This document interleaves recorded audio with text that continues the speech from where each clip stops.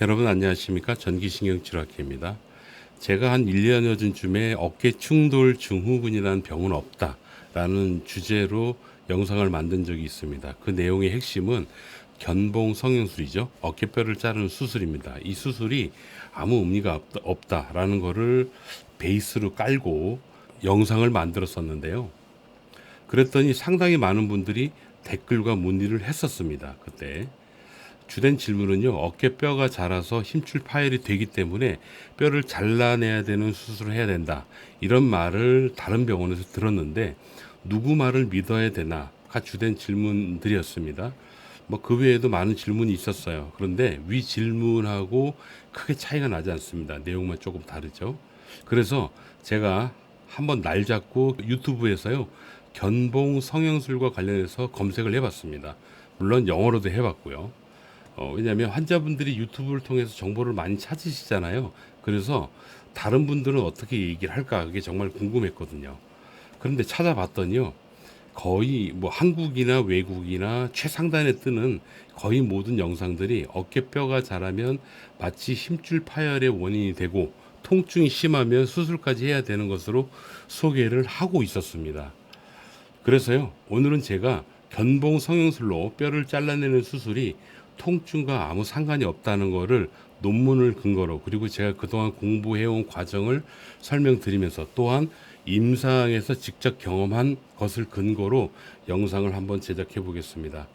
시작하기 앞서서요, 먼저 YTN에서 어깨 견봉 성형술 이 큰 의미가 없다 라는 그 내용을 방송을 한 적이 있어요.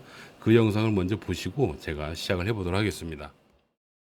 어깨 통증을 치료하는 수술이 사실상 효과가 없다는 연구 결과가 나왔습니다. 영국 옥스퍼드 대학 교수와 국립보건연구소 연구원 등 전문가 50여 명으로 구성된 연구팀은 견봉 하통증이라는 어깨 질환으로 고생한 환자 300여 명을 선정한 뒤 진짜 수술과 가짜 수술을 받은 그룹으로 나눠 연구해 이런 결과를 얻었다고 밝혔습니다. 기존에도 해당 수술이 별로 효과가 없다는 연구 결과는 있었지만 가짜 수술과의 비교를 포함한 대규모 연구가 이뤄진 건 이번이 처음입니다. 연구팀은 해당 수술이 아무 효과가 없거나 수술 비용 등을 고려할 때 환자에게 의미 있는 결과를 주지 못한다는 이번 연구 결과가 지난 30여 년 동안 이어져 온 수술 관행을 재검토하는 계기가 되길 바란다고 강조했습니다. 어깨 통증과 관련해서 저도 한 20여 년 전이죠. 대략 2000년 초반 혹은 1990년 후반 때인데요. 그때부터 제가 관심을 많이 가졌습니다. 왜냐하면 그때 당시에요, 어깨 수술하면 망한다는 얘기가 있을 정도로 수술하고 고생하시는 환자분들이 급작스럽게 많았던 때가 있었습니다. 그 사실을 저는 최근에 알았어요. 왜 그렇게 수술하고 더 많이 아팠는지를 알게 되었었는데요. 그때 당시에 이제 공부를 안 할 수가 없잖아요. 이제 공부를 여러 가지를 하다가 지금 제가 바닥에 깔아놓은 이 논문을 우연히 발견했습니다. 이 논문은요, 여기 보시면 이분이 그 미국의 콜롬비아 대학교 정형외과 교수님이세요. 리어 박사라는 분이시고요. 어깨하고 팔꿈치 학회를 시작하신 분이십니다. 그리고 어깨 수술을 진보 발전시킨 최초의 선생님이시기도 하고요. 이분의 논문을 제가 본 거예요. 이게 바로 이 논문인데, 이 논문을 잘못 읽게 되면은 어떤 오해를 하게 되냐면 그거 먼저 말씀드릴게요. 이 교수님이 논문을 쓰시던 그때 당시에는요, 어떻게 수술을 하셨냐면 팔의 옆뼈 이 부분을 깎아냈어요. 이걸 깎아내면 아무래도 이 사이에 지나가는 근육 있지 않습니까? 보시면 이게 근육인데 주로 힘줄 파열이 잘 일어나는 근육이 이 근육이에요. 그래서 이 부분을 좀 깎아내면은 좀 공간이 넓어지니까 좋아지지 않을까 하는 수술이 그때 당시, 이 논문이 1972년도에 나왔는데요. 그때 당시에 굉장히 유행을 했던 것 같아요. 그런데 리어 박사님께서 처음으로 옆뼈가 아니고 앞에가 문제다라고 얘기를 하셨습니다. 그래서 여기 뼈가 자라는 부분이 있거든요. 그 부분, 요 견봉이라고 그러죠. 이 부분을 좀 잘라주면은 통증 완화에 도움이 된다라는 그런 논문을 쓰신 겁니다. 그런데 이 논문을 잘 읽어봐야지 된다고 제가 생각하는 게 뭐냐면, 제가 몇 번 읽어봤습니다. 영어 실력도 없는데 이 논문 내용이 어디를 봐도요, 견봉을 제거하면 좋아진다는 말은 없었습니다. 그 말은 없었어요. 근데 이건 있어요. 앞뼈, 어깨에 여기 어깨 앞뼈, 자라난 뼈죠. 이 자라난 뼈를 제거하면은 수술할 부위의 시야가 좋아지고 힘줄 파열 수술할 때 굉장히 용이하죠. 시야가 좋으니까. 그래서 같이 할 수도 있다라고는 말을 하고 있습니다. 그런데 이 논문에서는요, 그때 당시에 옆뼈를 깎는 수술이 잘못된 거고 앞뼈를 깎는 게 훨씬 더 낫다, 도움이 된다라는 거를 설명을 했다라는 그 이유 하나만 가지고 이 논문을 통해서 굉장히 많은 오해가 쌓였던 것 같아요. 무조건 어깨 앞뼈를 자르면 뭐 굉장히 좋다, 뭐 그런 식으로 내용들이 퍼져 나간 것 같고요. 실제로 그것 때문에 저도 몰랐는데 제가 잠시 뒤에 영상을 보여드리겠지만 미국에서 이 논문 발표 이후에 굉장히 선풍적으로 1980년 정도 될 겁니다. 어깨뼈를 자르는 그런 수술이 성행했다고 합니다. 그래서 그럴까요? 우리나라에도요, 많은 정형외과 선생님들, 특히 어깨 수술을 하시는 정형외과 선생님들이 견봉이 자라서 힘줄에 손상을 준다고 말을 합니다. 잘 이해하세요? 견봉이 자라서 힘줄에 손상이 오는 게 아닙니다. 니아 박사님도 그렇고요. 또 많은 정형외과 학자분들이 말하는 건 뭐냐면 거꾸로입니다. 힘줄 파열이 된 환자 있잖아요. 힘줄 파열이 된 환자들 중에서 견봉이 자란 케이스가 많다입니다. 그 얘기는 뭐냐? 견봉이 자라서 힘줄의 원인이 되는 이게 아니고요. 힘줄 파열이 많은 분들한테서 견봉이 자란 케이스가 많이 있다라는 거를 말을 하는 겁니다. 순서가 바뀌었죠, 원인이. 그래서 여러분들이 좀 정확하게 아셨으면 좋겠는 게요. 어깨 수술과 관련된 석학들입니다. 석학들이 말씀하실 때 견봉이 힘줄에 손상을 준다라고 얘기한 적이 없습니다. 반대로 힘줄 파열이 된 환자들 중에서 견봉이 자란 케이스가 많다라고 그렇게 통계 데이터를 낸 논문이 있는 것뿐입니다. 그래서 여러분들은 만약에 병원에 가서 여러분들의 어깨뼈가 자란 걸 발견해요. 그렇게 되면 어깨뼈가 자란 것 때문에 힘줄이 파열될 가능성이 있고 힘줄이 현재 파열된 것이다라고 만약에 얘기를 들으신다면 반대로 이해를 하셔야 된다는 얘기입니다. 힘줄 파열이 된 분들이 어깨뼈가 자라는 그런 변형들이 많이 일어난다라고 이해하셔야 됩니다. 대단히 중요한 내용입니다. 한번 볼까요? 예를 들어서 어깨뼈가 왜 자라냐면요. 여기 보시면 여기 인대인데요, 인대. 여러분들이 어깨를 좀 무리하게 써요. 예를 들어서 어깨를 무리하게 쓰면은 이 인대가 영양, 부하를 많이 받습니다. 물론 이 힘줄에도 파열 증상이 나타나겠죠. 파열 증상이 나타나는 것만큼 여기도 부하가 많이 생긴단 말이에요. 부하를 받잖아요. 부하를 받게 되면 이 부분이 서서히 뼈로 바뀝니다. 딱딱해지는 조직으로 바뀌는 거예요. 그게 뼈가 자란 겁니다. 이해되십니까? 그런 거지 뼈가 자란 것 때문에 힘줄 파열이 되는 게 아니다라는 거를 제가 벌써 세 번째 강조를 하는 겁니다. 또 있어요. 어깨뼈의 위치를 좀 알아볼 필요가 있는데요. 여기 날개뼈만 두고 이 날개뼈를 이렇게 옆으로 좀 볼게요. 옆으로 본 모습입니다. 뼈가 이렇게 자라면요, 이쪽에 근육에 달 것 같잖아요, 힘줄이. 그죠? 사실은 그런데 옆에서 보면요, 근육의 힘줄은 여기 있어요. 이 부분에 있기 때문에 이 뼈가 자란 부분하고 근육하고는 좀 거리가 있습니다. 직접 부딪힐 가능성이 별로 없어요. 그런데 만약에 이 상태를 엑스레이를 찍어 보잖아요. 엑스레이를 찍게 되면은 여기 이렇게 뼈가 나와 있으니까 마치 이 근육 밑에 있는 근육 있지 않습니까? 근육에 닿은 것 같은 그런 느낌이 들잖아요. 예, 그래서 이 뼈가 자라서 힘줄 파열이 된다라고 오해를 하는데 이거를 옆에서 보면요, 직접 부딪히지 않습니다. 사진상 보이는 약간의 착시 현상입니다. 자, 참고하시라고 제가 논문을 하나 더 소개해 드리겠습니다. 이거 캡처해서 여러분들이 직접 찾아보셔도 됩니다. 2011년도 논문인데요. 이 논문의 핵심만 좀 제가 말씀을 드릴게요. 이 논문의 핵심은 충돌증후군이라는 병은 없다입니다. 병명이 세부적으로 분류되면 거의 30가지 정도 나옵니다. 그리고요, 저도 통증의 원인을 분류해보면 20가지가 넘더라고요. 그런데 어깨 학문은 이제 한 50년 된 학문이거든요. 허리는 몇백 년 됐어요. 어깨병이 이전에는 병명이 세분화되질 않았어요. 그냥 어깨가 아픈 거죠.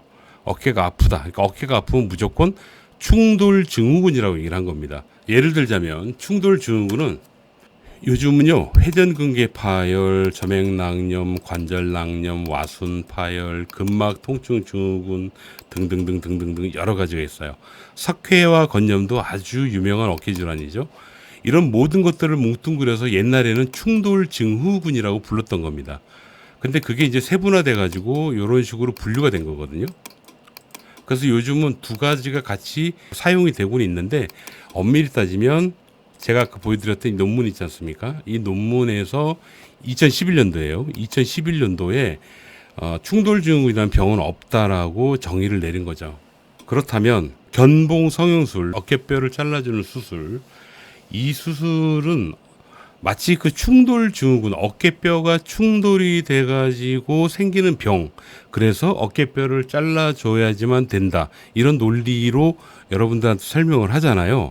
근데 이미 충돌 증후군이라는 병명은 없어졌다니까요. 그리고 아까도 말씀드렸다시피 여기 뼈가 이렇게 자란다고 해서 힘줄에 닿질 않아요. 다시 말씀드리지만 이런 모양으로 해서 사진이 찍힌단 말입니다. 찍히게 되면 그런 뼈가 이렇게 튀어나와 있으니까 마치 안쪽에 있는 근육하고 부딪히는 것처럼 보이는 것 뿐이에요. 이거를 옆에서 이렇게 보면 힘줄의 위치는 이쯤에 있고요. 뼈가 자라는 부위는 이 부위입니다. 그래서 여기 거리가 있어요. 실제로 부딪히지 않는다는 얘기입니다. 어깨 수술이 꼭 필요한 경우가 있어요. 어깨 수술이 필요한 경우에는요, 여기 이게 제일 많이 상하는 어깨 근육이거든요. 극상근이라고 그러는데, 여기가 파열이 심하면 이게 또 끊어지겠죠. 또 끊어지면 근육이 또르르르 말려 들어가겠죠. 아, 이렇게 되면 복원 불가예요. 회복이 안 됩니다. 그렇게 되면 이 어깨 극상근이 해주는 운동이 있거든요. 동작 한번 보시겠어요? 어깨 극상근이 끊어지게 되면 팔을 옆으로 들 때 제대로 못 듭니다. 그래서 약간 삐딱하게 옆으로 들고 이상하게 들고 다른 근육들의 도움을 받아가지고 들고요. 그렇게 되지 않겠어요? 그걸 방지하기 위해서 어깨 힘줄을 봉합해주는 수술은 필요하다. 꼭 필요하다라고 말씀을 드릴 수 있으나, 여러분들이 어깨가 아파서 병원을 갔더니 뼈가 자라서 아픈 거다, 얘가 부딪히는 거다, 그거는 논리적으로 맞지 않는다는 얘기입니다. 여러분들이 아픈 거하고 뼈가 자란 거하고는 전혀 상관이 없습니다. 왜? 힘줄에 닿질 않으니까요. 통증의 원인은 다른 데 있는 거예요.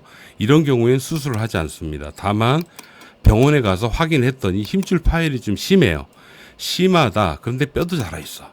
만약에 이렇게 자라 있게 되면은 수술을 이렇게 할 때요, 얘가 시야 확보를 잘 못하게 하거든요. 그래서 필요에 따라서 견봉을 잘라줘요. 이렇게 견봉, 이 끝부분을 잘라주고, 그럼 여기가 잘 보일 거 아니에요. 그렇게 하고 용이하게 이 부분을 잘 봉합을 해주고, 혹은 여기 염증이 있으면 염증을 좀 긁어주는 수술을 잘 할 수가 있는 거죠. 그럴 때 쓰는 게 견봉 성형술입니다. 자, 이 정도로 말씀을 드렸는데도 아직도 혼란스러우십니까? 저는요, 수술을 무조건 반대하는 그런 사람은 아닙니다. 물론 비수술로 통증을 치료하는 전문가입니다. 그렇기 때문에 수술은 가능하면 안 하는 게 좋다라고 생각하지만, 어쩔 수 없이 하는 경우가 있다니까요. 장애가 남기 때문에. 힘줄 경우에 바로 그래요. 힘줄이 파열되면 무조건 장애가 약간 남습니다.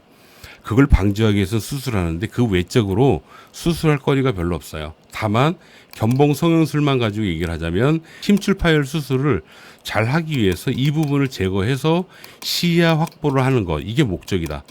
이게 애초에 어깨 전면 수술, 그러니까 어깨 이 부분 뼈 자르는 수술을 말씀하셨던 니어 박사님이라고, NER입니다. 여러분 검색하시면 누군지 확인할 수 있어요. 이분도 뭐라고 말씀하셨냐면, 내가 언제 어깨 앞뼈를 자르면 낫는다고 했냐라고 말씀을 하셨다고 하더라고요. 저도 최근 영상에서 그 정보를 알게 됐습니다. 그러니까 어깨뼈 자체만 단독으로 수술을 하는 거 여러분 개인적으로 권하지 않습니다. 어깨 힘줄 파열 부분을 잘 수술하기 위해서 함께 하는 거라면 그건 전문의 선생님의 소관입니다. 필요하다면 해야죠. 그러나 그게 아니라면 안 하는 게 나아요. 그리고 여러분들이 아셔야 될 것, 통증의 원인은 지금 논리적으로 접근을 하자면 어깨에 충돌이 없기 때문에 통증의 원인이 아니죠. 그래서 다른 어깨 통증의 원인이 있거든요. 진짜 어깨 통증의 원인은 사실은 염증이 제일 많습니다. 그리고 관절의 굳음이 두 번째고요. 그다음 근막 통증 증후군이라고 근육병이 있어요. 마지막으로 석회와 건염이라는 게 있고요. 그 외에 몇 가지 더 있습니다. 이런 거예요. 근데 이것 중에서 견봉이 자라서 염증이 생겼다, 관절이 굳었다, 근막 통증 증후이 생겼다, 석회 건염이 생겼다 아니란 얘기죠. 그렇기 때문에 견봉 성형술만 해도 특별하게 통증이 좋아지지 않습니다. 견봉 성형술은 힘줄 파열 수술을 잘 하기 위해서, 시야 확보를 위해서 함께하는 수술이다라고 단정지어서 말씀을 드릴 수 있겠습니다. 이 부분은 제 말이 아니고 어깨 창시자인 미국의 콜롬비아 대학교 니어 박사님의 말씀이기도 하고요. 또 한국의 저명한 어깨 전문의시죠. 그분 영상을 제가 잠시 뒤에 좀 그대로 틀어드릴 텐데요. 그분도 똑같이 말씀을 하세요. 그러니까 여러분, 통증이 있으면 비수술로 통증 치료하십시오. 통증 치료하시고, 어깨 수술은 힘줄이 완전히 끊어질 것 같으면 그때는 전문의의 판단에 의해서 수술하는 겁니다. 힘줄 수술. 아셨죠? 네, 그렇게 이해하시고 수술에 대해서 판단하시고 통증은 어떻게 해결하는가에 대해서도 판단하시면 좋겠습니다. 참고로 제가 속해 있는 전기신경치료학회는 철저하게 비수술적인 방법으로 통증을 빠르게 제거하는 것, 이걸 연구하던 학회였는데요. 이제는 학회원들이 워낙 많이 늘어가지고 전국에 선생님들이 많이 계십니다. 이분들이 현재 여러분들의 어깨 치료를 감당하고 있어요. 그래서 여러분들한테도 비수술로 통증 조절하는 부분에서 여러 가지 치료들이 있지만 특히 전기신경치료 여러분들 꼭 기억하셨다가 한번 받아보십시오. 그리고 만약에 나도 한번 전기신경치료 받아보고 싶다. 받아서 과연 말처럼 통증이 빨리 가라앉고 모든 부분이 부드러워지고 좋아지는가 한번 경험해보고 싶다. 아래 댓글 달아주세요. 그러면 저희 선생님이 모여있는 홈페이지를 소개해드리겠습니다. 그쪽에서 여러분들이 검색하셔가지고 가까운 병원을 찾아서 방문하시면 됩니다. 이미 유튜브에 공개된 영상이지만 다른 병원의 영상 저작권이 있으므로 출처를 좀 설명을 드리고 제가 여러분들에게 보여드리도록 하겠습니다. 서울에 있고요. 영등포 CM병원의 대표 원장이십니다. 3대 원장이시고요. 이상훈 정액 원장이시고 콜롬비아 대학에서 수료하신 선생님이십니다. 어깨 전문이시고요. 제가 최근에 이분이 강의한 영상을 유튜브를 통해서 봤는데 참 답답했는데 이분이 저랑 똑같은 생각을 하고 계시더라고요. 사실은 저보다 훨씬 더 전문가십니다. 그래서 제가 여러분들에게 참고하시라고 영상을 같이 첨부해 드립니다. 자, 여러분 영상 보시면서요. 건강한 삶을 사시길 바라고요. 수술 함부로 결정하지 마시기 바랍니다. 여기까지입니다. 감사합니다. 어깨는 어디 붙어 있나 해부학 간단한 이거 뭐 굉장히 정형외과 전문의 수준 또는 어깨 전문의 수준의 해부학을 말씀드리려는 게 아닙니다. 요걸 알게 되면 왜냐하면 1차 진료 선생님들 중에도 물리치료실 갖고 있는 선생님들이 많기 때문에 물리치료와의 어떤 그 하나 연결고리를 알기 위해서도 좀 알아야 될 부분이 있거든요. 어깨 관절은 뭐 몸에 붙어 있는 것 같죠. 근데 잘 보면 사실 날개뼈에 붙어 있습니다. 뭐 당연히 아시는 거지만 강조를 하는 이유가 있습니다. 스캐퓰라에 이제 붙어 있는데요. 등에서부터 팔이 이제 연결이 됩니다. 왜 등에서부터 연결된다는 걸 구태여 강조를 하냐면요. 이 스캐퓰라의 주위 머슬들이 제대로 작동을 안 하게 되면 이 어깨도 제대로 작동할 수가 없는 부분이기 때문에 뭐 오늘 이 부분 설명드릴 건 아니지만 이건 나중에 이제 물리치료와의 링크를 위해서 조금 필요한 부분입니다. 그래서 새랑 똑같습니다, 사실은. 그래서 이 팔만 움직여서는요, 우리가 90도 정도밖에 못 올리고요, 팔을 만세를 부리려면 이렇게 스캐퓰라가 같이 움직여야 됩니다. 그만큼 이 스캐퓰라 움직임이라는 건 굉장히 중요하고요. 이게 이렇게 움직이다 보면 우리 리베이터 스캐퓰라나 트라페지우스 쪽 아파하시는 분들 많이 보시죠. 꼭 목 디스크가 없어도 이쪽에 통증이 충분히 있을 수 있거든요. 그건 이제 팔을 움직이는 것 자체가 스캐퓰라의 움직임이 우리가 포함되다 보니까 그런 일들이 좀 생기는 것 같습니다. 날개뼈의 모형을 보시면 이거 3차원 구조이기 때문에 사실 생각하시는 것보다 머릿속에 넣기가 좀 쉽지가 않은데요. 앞면은 요렇고 요 뼈를 좀 잘 봐주시면 좋겠어요. 요 뼈. 요 뼈가 이제 이 스캐퓰라에서 아크로미온으로 연결되는 건데 여기를 우리가 아크로미온이라고 부릅니다. 한국말로 이제 견봉 이렇게 표현을 합니다. 여기를 이제 견봉이라고 표현을 합니다. 견봉. 아까 뭐 요게 견봉이죠. 그러니까 그 어깨에서 제일 유명한 힘줄이죠. 회전근개. 힘줄 4개를 이제 합쳐서 회전근개라고 하는데 이 극상근 위쪽에 있는 뼈 요게 이제 견봉이 됩니다. 그래서 이제 회전근개라는 건 이제 이 휴메루스 상완골을 움직이는 4개의 힘줄을 얘기하는데요. 이런 식으로 이제 회전근개가 움직이면 이렇게 팔이 움직이게 됩니다. 근데 이제 어깨 역사를 잠깐 얘기할게요. 그럼 뭐냐, 아니 무슨 어깨 역사를 얘기하려고 그래, 재미없는. 아니 그 굉장히 짧고요. 이거 조금 이해해 주시는 게 환자한테 설명할 만한 어떤, 환자한테 분명히 설명할 게 많을수록 환자는 좋아하기 때문에요. 그래서 조금만 역사 얘기를 좀 드리려고 합니다. 그래도 근골격계 환자는 척추랑 무릎이 분명히 현장에서는 더 많으실 거예요. 뭐 당연합니다. 훨씬 많고요. 그 다음에 또 무릎이랑 허리가 안 좋으면 걸어 나갈 수가 없기 때문에 사람이 죽을 수도 있거든요. 그래서 먼저 치료를 해야 돼요. 그래서 척추나 무릎 같은 경우는 역사가 400년쯤 된 학문입니다. 근데 어깨는요, 보다시피 이 농사 짓는 사람 다 잘 보세요. 어깨를 들어 올리는 사람 없거든요. 그러니까 밥 먹고 다 살 수 있거든요. 그러니까 어깨는 굉장히 선진국이 아니면 발달하지 않는 학문입니다. 보세요. 지금 밥을 먹을 때 우리가 어깨를 쓸 것 같지만 어깨 안 쓰고 식사하고 있죠. 그러니까 어깨는요, 밥 먹는데도 필요 없어요. 사실은. 어깨라는 건 순수하게 이게 뭔가 더 나은 삶에 대한 욕구에서부터 시작을 하는 부분입니다. 뭔가 따먹으려고 하거나 운동을 하거나 이런 거와만 관계가 있습니다. 그래서 먹고 사는 거 이상의 가치를 추구할 때 의미가 생기는 관절이 어깨고요. 그렇기 때문에 지구상에 있는 모든 국가 중에 한 OECD 상위 한 20위 정도 국가 이외에는 어깨라는 학문 자체가 아예 시작을 못했고요. 왜냐하면 우리도 여기 어르신들도 젊으셨을 때 어깨는 나이가 들면 당연히 아픈 관절로 이해하던 시기가 있었어요. 병원을 가는 게 아니었습니다. 근데 이제는 어깨가 아프면 치료를 해야 되는 관절로 바뀌었거든요. 이미 대한민국은 이런 시대로 들어왔기 때문에 이 어깨 통증 환자는 점점점 우리 의원 또는 1차 진료의들이 보는 명수가 늘어날 거라고 생각을 합니다. 삶의 질과만 관계 있기 때문에 이거를 조금 이해하시고 어깨를 봐주시면 좋겠고요. 그렇기 때문에 어깨 학문은 언제 시작했냐면 1972년입니다. 400년, 300년, 200년 된 학문이 아니라 40년 된 학문이에요. 72년에 처음으로 시작이 됐는데요. 이때 어느 나라에 시작됐는지 생각해보면 당연히 당시 미국이 제일 잘 살았으니까 제일 잘 사는 나라에서 시작할 수밖에 없습니다. 그래서 이제 콜롬비아 대학병원의 니어 선생님이라는 분이 시작을 했는데 요거는 조금 설명을 드릴 필요가 있어요. 그 이전에는 대부분 어깨 환자들 외래에서 보시면 알겠지만 팔을 옆으로 들 때 여기를 아파합니다. 많이 그렇습니다. 그때 어떻게 생각했냐면 여기 아크로미온이 부딪히니까 이게 문제가 아니냐, 이 뼈를 깎자. 그래서 이 옆에 있는 뼈를 깎았어요, 그 당시에. 어이없는 생각이죠, 사실 지금 생각하면.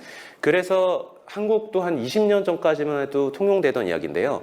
어깨는 수술하면 망한다라는 통설이 있었어요. 실제로 망할 수밖에 없죠, 이런 짓 하고 있는데. 네, 그래서 72년에 이제 처음으로 이 논문이 등장하면서 이제 어깨라는 것도 수술할 수 있는 관절로 바뀌게 되는데요. 원인은 이제 앞에 있다, 옆이 아니라 앞이다. 그래서 이 앞에 있는 뼈를 깎고 수술을 하면 좋아질 수 있다라는 논문이 72년에 처음 세상에 등장을 하게 되고요. 그게 세계 견관절 학회의 시작이 됩니다. 여기서부터 어깨 학문은 시작이 되거든요. 그래서 그 이전은 이제 수술은 망했어요. 근데 72년 이후에는 좋아졌는데 이제 많은 의사들이 여기서부터 오해를 하기 시작합니다. 이게 아직도 국내에서 퍼져 있는 현실인데요. 앞뼈를 깎으면 무조건 어깨 통증이 좋아진다는 얘기는 저 논문에 어디도 없거든요. 근데 저런 식으로 많은 의사들이 좀 오해를 하게 됩니다. 여기 어떻게 나와 있냐면 뼈를 깎으면 시야가 좋아지고 아래 염증을 제거하기 쉽기 때문에 더군다나 힘줄 파열이 동반되면 같이 수술해 줄 수 있다라는 내용이 있지 뼈만 깎으면 좋아진다는 내용은 없습니다. 왜냐면 이게 이제 힘줄 파열이면 여기 이 인대랑 이 뼈랑 같이 이렇게 없애주면 여기가 잘 보이잖아요, 위에서. 그래서 수술하기가 쉬워진다는 거였는데요. 그 니어 선생님이 얘기하기를 이제 언제 뼈만 깎으면 되냐고 이제 본인이 나중에 자조적으로 이제 얘기를 한 적이 있어요. 다시 날개뼈를 좀 보여드리겠습니다. 여기가 이제 견봉이고요. 이런 얘기 들어본 적 있으셨을 거예요. 견봉이 이렇게 구부라져서 이렇게 뼈가 이렇게 자라면 힘줄이 많이 끊어진다. 이런 내용 어디서 들어본 적 있지 않으세요? 그래서 충돌 증후군 이런 내용 들어본 적 없으신가요? 이제 그 얘기로 이게 연결이 됩니다. 이게 어떤 지금 이야기가 나오냐면요. 여기 이렇게 뼈가 이렇게 자라게 되면 여기에 회전근개 힘줄이 있거든요. 힘줄 위에 뼈가 이렇게 있으니까 언뜻 생각하면 저 힘줄이, 아니 죄송합니다, 이 뼈가 힘줄을 누를 것 같잖아요. 그래서 이제 오른쪽 그림 봐보세요. 이제 엑스레이 보면 이게 이렇게 뼈가 자라 있으면 어떤 느낌이 드냐면 이렇게 힘줄을 움직이면 이 뼈에 힘줄이 갈릴 것 같습니다. 그래서 이 뼈를 제거해 주는 게 왠지 좋을 것 같다는 거죠. 맨 처음에 니어 선생님이 앞에 뼈를 잘랐더니 좋아졌다라는 그 논리랑 이런 어떤 이게 오해거든요. 나중에 보면 이런 오해가 쌓여서 이 뼈를 깎는 수술, 이걸 한국말로 이제 견봉성형술이라고 하는데요. 뼈 깎는 수술, 이게 미국에서 광풍을 일으키게 됩니다. 그래서 이제 수의 충돌 증후군이라는 단어와 함께 맞물려서 이 뼈 깎는 수술이 광풍을 일으키죠. 이 뼈가 아래 힘줄과 충돌한다. 이 뼈 자란 것이 힘줄 파열의 원인이다. 뼈를 깎으면 된다. 그래서 지금 국내에서도 굉장히 많이 이루어지는 수술입니다. 뼈를 깎으면 된다. 그래서 미국에서 이제 80년대 이 견봉성형술 열풍이 일어났었는데요. 그래서 이 뼈를 사라지게 하면 좋아진다. 이제 이런 이야기들이 많이 발생을 합니다. 근데 여기서 하나 생각하실 게 있는 게 이게 힘줄은 여기 있고 여기 뼈가 있으니까 2차원으로 보면 이렇게 보이지만요. 옆으로 싹 돌려서 보면 힘줄은 여기 있고요. 뼈는 여기서 자라는 거거든요. 그러니까 이게 2차원에서 보기 때문에 여기서 보게 되면 한 면으로 보이니까 이렇게 보이는 거지 옆에서 보면 사실은 되게 거리가 많이 떨어져 있어요. 그래서 이 뼈를 자르는 게 사실 이 힘줄과는 아무 관계가 없습니다. 그래서 견봉성형술 언론 단독만으로는 힘줄의 퇴행성 변화나 파열되는 거를 막을 수도 없고 저것만으로 증상을 좋게 만들 수는 없습니다. 그래서 이 견봉의 이 타입을 맨 처음에 밝힌 사람이 이제 빌리안 윌슨이라는 분인데 이분도 이것 때문에 되게 화를 낸 적이 있어요. 뼈가 파열을 일으킨다고 난 얘기한 적 없다. 하지만 이렇게 뼈가 자란 사람들에서 힘줄 파열이 많더라라는 통계적 상관관계를 밝혔을 뿐이다 라고 본인도 얘기를 했었습니다. 그러면 도대체 저 뼈 자란 거는 뭐냐? 이건 뭔가 하면요. 힘줄이 약화 또는 조금 찢어지거나 이제 미세 불안정성이 생기면 요 인대를 자꾸 자극을 하게 됩니다. 요 인대가 자극이 되면 이 인대를 따라서 뼈가 자라거든요. 그래서 사실은 뼈가 자라서 힘줄이 찢어진 게 아니라 힘줄이 찢어지는 사람들이 뼈가 따라서 자라는 겁니다. 우리 상관관계가 거꾸로거든요. 그래서 어쨌든 엑스레이 볼 때 많이 보실 거예요. 저렇게 뼈 자란 사람들. 근데 어쨌든 뼈가 자랐으면 문제가 있을 가능성은 분명히 있다는 뜻입니다. 그래서 이 뼈만 깎는 이제 견봉성형술은 요즘은 이렇게 추천되지는 않습니다. 더구나 힘줄의 퇴행성 변화를 막는 역할은 거의 없는 것 같고요. 하지만 이제 뼈 자란 위치가 뭐 이렇게 앞에뿐만 아니라 이게 전반적으로 다 자란 경우는 물론 저렇게 힘줄을 뭐 안 좋게 할 수는 있지만 이거는 뭐 오늘 여기서 할 얘기는 아닌 것 같습니다. 어쨌든 그래서 2010년도 드디어 이런 많은 오해들이 다 모여서요. 정확히는 2011년인데요. 이 충돌 증후군이라는 단어 자체를 우리가 이제 드디어 우리 전문의 용어에서 이제 삭제를 하게 됩니다. 이학적 검사로 보통 충돌 증후군이 진단이 된다고 되어 있었는데요. 이제 그것도 아니라는 게 알려졌고, 뭐 어쨌든 이건 넘어가겠습니다. 이런 식으로 기존에 우리가 알고 있던 충돌 증후군의 절대적인 전제들이 사실은 모두가 과학이 아니다라고 지우면서 충돌 증후군이라는 단어 자체가 우리 의학의 역사에서 이제 사라지게 됩니다. 이게 2011년이거든요. 그러면 충돌 증후군은 무엇이었냐? 사실은 없는 병이 아니라요. 이렇게 다양한 병을 체계적으로 구분하지 못할 때 뭉뚱그려서 하나의 병으로 불렀던 것에 불과합니다. 그래서 이제 충돌 증후군의 현대적 이해인데요. 70년대 당시는 이제 MRI도 없었고 의학 기술이 아무래도 떨어지기 때문에 충돌 증후군이라는 단어를 쓸 수밖에 없었을 것 같아요. 하지만 지금은 이건 이제 제가 콜롬비아에서 펠로우 했던 좀 어린 사람들인데 이 시기가 오면 이게 한 10여 가지의 진단으로 이제 바뀌게 되는 것 같습니다. 그래서 어쨌든 지금은 충돌 증후군이라는 단어는 여러 병의 복합체 정도로 이해를 하시면 되고요. 하나의 질병은 아니다라고 이해해 주시면 될 것 같습니다.